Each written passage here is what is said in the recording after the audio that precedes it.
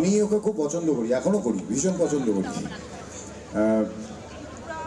কিন্তু রাজনীতি, সে ঢুকতেই বলছে এই আমি দেখবো আমার গানে কে কণ্ঠ দিয়েছে, কে আমার যদি পছন্দ না হয় বাদ, আমি সব গান গাইবো আর তুই শুধু লিপসিং করবি।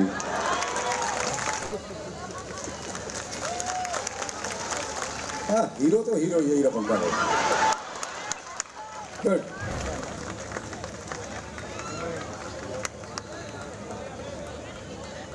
ফিরদৌস কিছু বলবে? আসসালামু আলাইকুম, শুভ সন্ধ্যা। আজকে আসলে কথা বলার কথা নয়, তাই তো? এখানে শুধু গান হবে, কারণ মঞ্চে আছে আমাদের সবার প্রিয় নচিকেতা। নচিকেতা দেওয়ার জন্য একটা জোরে করতালি। আজকে আমার জীবনের সত্যি একটা মানে শ্রেষ্ঠ মুহূর্ত বলবো আমি, ভীষণ ইমোশনাল লাগছে আমার কাছে। এই প্রথম সম্ভবত আমি আর নচিকেতা এক মঞ্চে বাংলাদেশে। অর্ধেক পাউডারে দ্বিগুণ উজ্জ্বলতা, নতুন রিন অ্যাডভান্সড অর্ধেক পাউডারে দ্বিগুণ উজ্জ্বলতা। এর আগে আমার মূলত এই জন্যই আসা, আমি নিশ্চিত ছিলাম না আমি আজকে এই প্রোগ্রামে আসতে পারবো কিনা। আমি মাত্র সিঙ্গাপুর থেকে ল্যান্ড করেছি, আমার আরও দুটো কাজ আছে, বড় প্রোগ্রাম। তারপর আমি ঠিক করেছি আমি আজকে এখানে আসবই যদি আল্লাহর সহায় থাকে। কিন্তু সারাদিন দেখলাম প্রচণ্ড বৃষ্টি হয়েছে ঢাকায়, সেই হঠাৎ বৃষ্টি আবার আজকে এখানে। নচিকেতা দার সাথে আমার অনেক অসংখ্য স্মৃতি আছে, একটা ছোট্ট স্মৃতি আমি শেয়ার করব, তারপরে আমরা নিশ্চয়ই বাকি প্রোগ্রামে যাব, বাকি অনুষ্ঠান আমরা মানে আনন্দ নিয়ে উপভোগ করব। নচিকেতা দা সবসময় বাংলাদেশে এসে বাংলাদেশের দর্শকদেরকে আনন্দ দেয়, সেজন্য তোমার কাছে আমরা কৃতজ্ঞ, তোমাকে অসংখ্য ধন্যবাদ। তুমি এইভাবে আজীবন আমাদেরকে মুগ্ধ করে চলো, এটাই তোমার কাছে চাওয়া। আমি হঠাৎ বৃষ্টির শুটিংয়ের আগে গান নিয়ে অনেক ঘটনা ঘটেছে বাসু চ্যাটার্জির সাথে। আমি গভীর শ্রদ্ধার সঙ্গে বাসুদাকে স্মরণ করতে চাই, সেই দুটোই আমাদের দুজনের হাতে খড়ি। নচিকেতা দার প্রথম মিউজিক ডিরেক্টর হিসেবে আত্মপ্রকাশ চলচ্চিত্রে আমার প্রথম ফিল্ম, তো সব দুইটাই মিলিয়ে আমাদের একটা দারুণ বন্ডিং তৈরি হয়েছে। কিন্তু পরে সিনেমার শুটিংয়ের পর আমার মনে আছে, সিনেমার শুটিং হয়ে গেল, আমরা গান টান শুটিং করেছি, সে এক বিরাট গল্প, সে গল্প এখন বলা যাবে না। যেদিন অডিও রিলিজের মধ্যে আমরা সবাই অন্ধকার রুমে বসে আছি, অডিও রিলিজ হবে, মিউজিক ডিরেক্টর এবং সিঙ্গার নচিকেতা আসবে। কলকাতা ক্লাবে ছিল সেই প্রোগ্রামটা।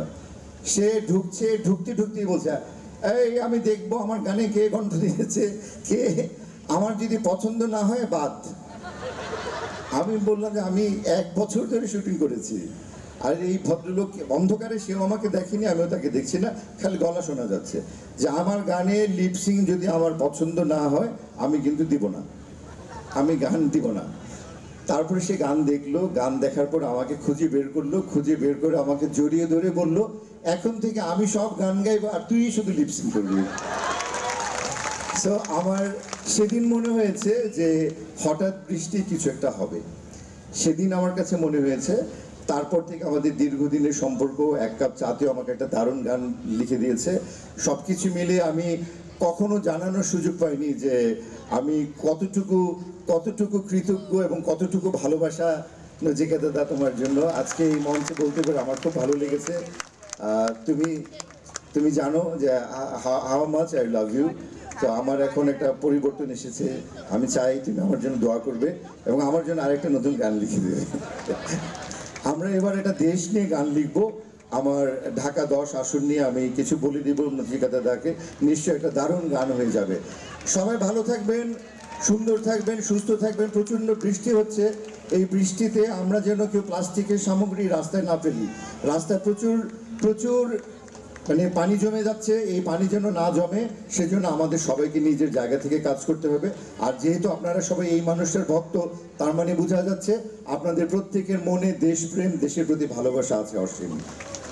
আপনাদের সবার জন্য অনন্ত ভালোবাসা। সবাই এভাবেই আমাদেরকে ভালোবাসবেন, আমরা এভাবেই আপনাদের কাছে নিত্য নতুন কাজ নিয়ে উপস্থিত হব। সবার জন্য আবারও সুস্থতা, সুন্দর দিন কামনা করছি। জয় বাংলা, জয় বঙ্গবন্ধু। তুমি এবার কিছুতে বলো।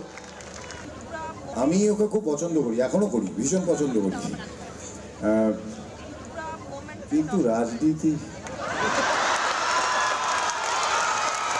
এগিয়ে যাক, ও এগিয়ে যাক। ওর জন্য অবশ্যই একটা এরকম গান লিখে দেবো যে গানটা ওর সিগনেচার হবে, ঠিক আছে? আমরা সবাই যদি রাজনীতিকে পাশ কাটিয়ে চলে যাই তবে এটার হাল কে ধরবে বলো? আমাদেরকে তো আসতে হবে, তাই না? এই যে তারুণ্য, এই যে তরুণ জেনারেশন, আমি কি ভালো করেছি না এসে? আমরা ভালো ভালো কাজ করব। নচিকেতা যে সমস্ত কাজের কথা বলে আমরা সেই সব কাজ করব, মানুষের কল্যাণের জন্য আমরা কাজ করব, মানুষের প্রকৃত সেবক আমরা হব। Thank you. হ্যাঁ, হিরো তো হিরোই এইরকম গানে।